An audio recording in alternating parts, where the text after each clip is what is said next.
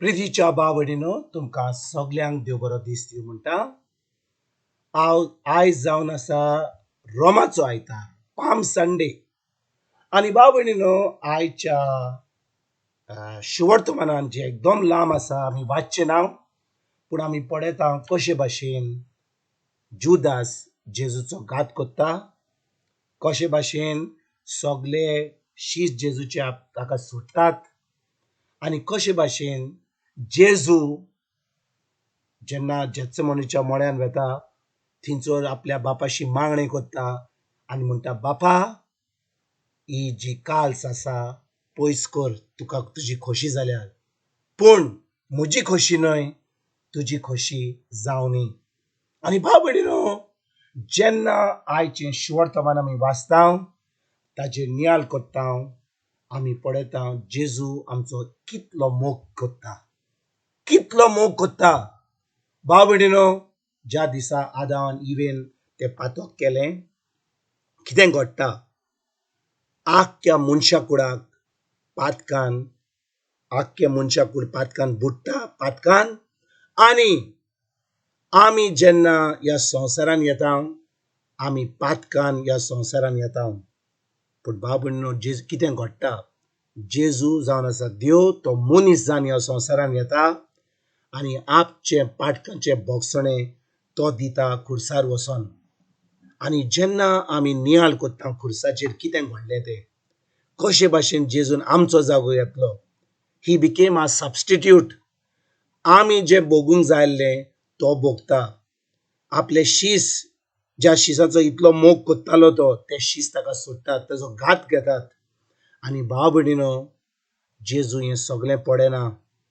जेजू जे भायर घडटा, आपले शीस ताका सोडटात, घात कोत्तात, फारिजियो, धोमशास्त्री, रोमा शहराचो लोक ताजेर आड येता, हे सगळेचेर तो आपली चोत्राय धरिनासतना तो आपल्या सर्गीच्या बापाचेर दोत्ता, सर्गीच्या बापाची खोशी कोत्ता।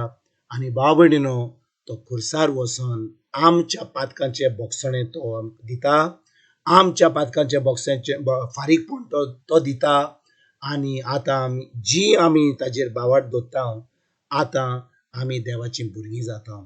तर आयज भाव भयणीनो, 2000 वर्सां जावन जेन्ना आयज आमी रामाचो आयतार मानता, पाम संडे, आमी इस्गोर्जेक वेतले हांव, थोडी जाणां आमी जे देवाचें उतर आयकता, आमी हे जे रामाचो आयतारा दीस आमी जे चुट्टां आमी घेतिल्लीं आमच्या हातान, आमी म्हणटले होजाना होजाना, ज्या भाशेन त्या लोकांनी केलें जेजूक 2000 वर्सां पयलीं।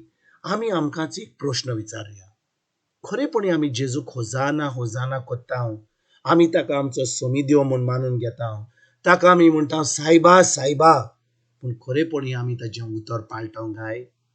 खरेपणी जे भाशेन जेजून आपल्या बापाची खोशी केली, वय तो आतां पातकांक लागून आतां तो आपल्या बापाशी दोशी जावपाचो आसपाचो आहलो खुर्सार। कित्याक भाव भयणीनो, देवाक पातक एकदम मानना, पूण आमच्या मोगा पासत जेजून ते आख्ख्या मनशा कुडाचे पातक आपल्याचेर घेतले, तो आमचे मरण मेलो।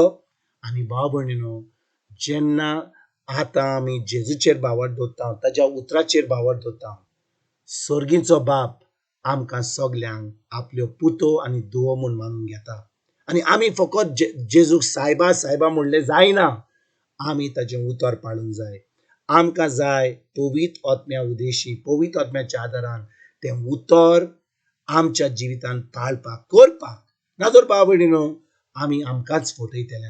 आयज जेन्ना ह्या रामाच्या आयतारा दीस आमी ह्या शिवर्तमानाचेर नियाळ कोत्ता, आमी पळयता कशे भाशेन जेजून कितलें सोंसूंक पडलें, तो आपल्या बापाशी दोशी जालो। आतां आमच्या मोगा पासत ताणें आपले आमचे पातक घेतले, आमचे शिराप घेतले, आमचे गरीबकाय घेतली, आमची लॉस घेतली, आमचे नाकारपण घेतलें, आमची गरीबकाय घेतली, आमचे सगळें जे आमकां आमचे कुडीन आमकां कसली पिडाय रोग येता तो भोगलो, आनी तो खुर्सार वचोन आमचें मरण मेलो।